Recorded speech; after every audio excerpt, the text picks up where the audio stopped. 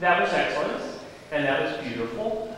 The, let's see, for the gathered community, do you know when that was written, like what era that's from, when that's from? 1700s? Before 1600. This is the beginning of opera. Caccini, who wrote this, was in part of the Florence Incamerata movement. Like, there was lots of operatic type things going on, but they kind of got together and codified and said, this is going to be opera. It's going to be something where you sing with an accompaniment, lute, harpsichord, probably a cello, and where you can understand the words. How many of you know the choir? There was great Western art music at that point, and it had developed and was more and more floored and more parts, and they said we should be able to understand the words and hear the simplicity of it and the words.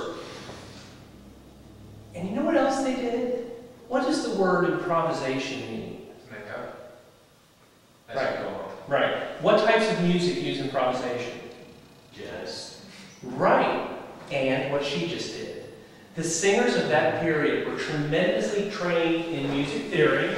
Does that scare you? And they were trained in ornamentation. And so there was this thing in the 16 and 1700s, whereas the composers, Vivaldi, Baroque composers, some Baroque composers like Bach in Germany, wrote all the notes. There was no improvisation. Maybe a little. Maybe we do that sometimes. But in this, there was a lot. Do you know that she was improvising? Was she? There were. We worked out ornaments. And there were ornaments. That's kind of what we do today, is we teach the ornaments, and there are choices in additions and things like that. But those weren't the notes that Caccini wrote, and singers knew how to do that. So that's a tremendous opportunity as a singer. Carrie, do you ever improvise? Do you ever just make up ornaments on the spot when you're singing? No. Danielle?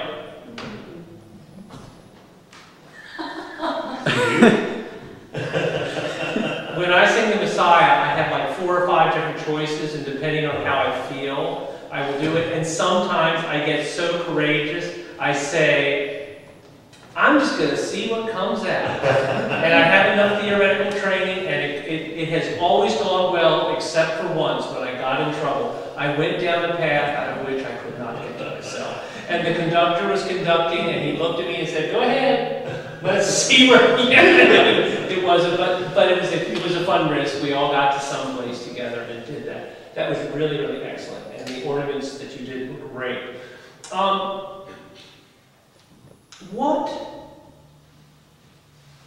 Let's go through the steps.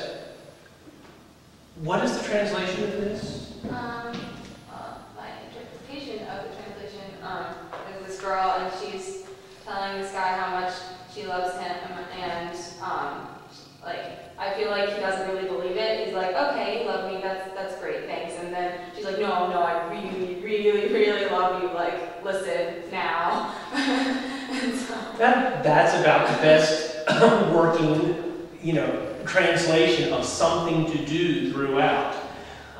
This is disarmingly simple, but I love what it says in here about this song. Is this song in major or minor?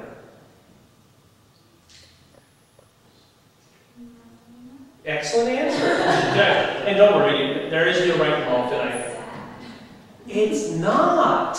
That's the cool thing. Minor songs aren't sad. I now will remember this, because people will always say, everybody says that. Don't worry. You are in the everybody category. But from this instant on, when I was a music education major in the 1970s at Lebanon Valley College, George Kerfman taught me in my music methods class for elementary school, do not teach the young people in elementary school that songs in major are happy and songs in minor are sad. And then we all went, really? How do you do that? So this is a good example. It starts off very minor. There is, and I think as you described it, there is a longing and wistfulness, but I think it would be great to think, and I think you say it this way, just with the beauty and positive energy of spring. You are not sad and like, oh, he's not going to do the right thing. It's like, this is going to be great. And you need to understand. And so I think there's a tremendous positive thing about it as you do that. The name of the song is Amarilli. What is that? A person. That's the name. And then Mi Amarilli. What does that mean? I love my fair one, my beauty, my something. Sing it. Just, and how, what's the introduction of the name? There's a mouse. I have the introduction. Right. Can you start, and that's a kind of beautiful word, the onomatopoeia, onomatopoeia, thank you, of the sound of that name, Amarilli. I'm sure that Caccini chose it for that reason. It's a beautiful word. And Mi Amarilli are just, so can you just, with all your face just lit up when you did that, can you start with just all that pleasure of, okay, my beautiful one.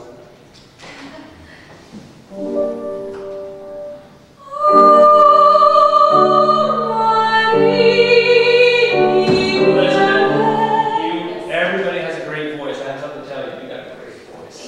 Breathe in on the vowel in which you are to sing. Because you kind of find the sound, and it goes, there's 1 nanosecond of you going, oh, yeah. That is a gross exaggeration. But if you breathe in and out, oh, it already exists. So much about this is your intention before. You all are doing great, but finding that intention. Oh, breathe in on, and it's not just an but it's it's an with meaning. It's his name. It's this beautiful thing's name.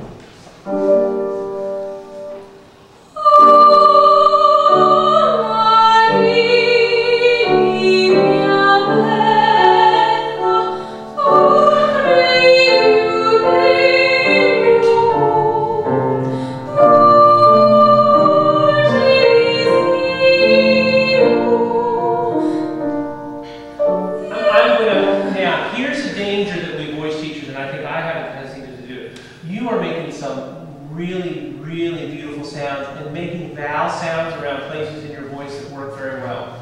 On his name, on the name of your beloved, as you're getting started. Ken Weiss, a coach at the Washington National Opera, said to me one time that there is a place in your mouth where you are saying, and E kind of go to different places. Can you make them not quite so different so they all stay in that line of beauty? And the first way we'll do that is just by just singing the vowel sounds. Can you sing that, please?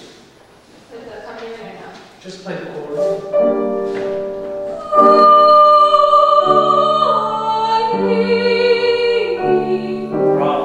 Just sing the consonants onto that beautiful line that's already there.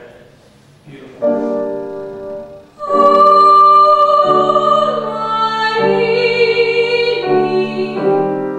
Bravo. Thank you.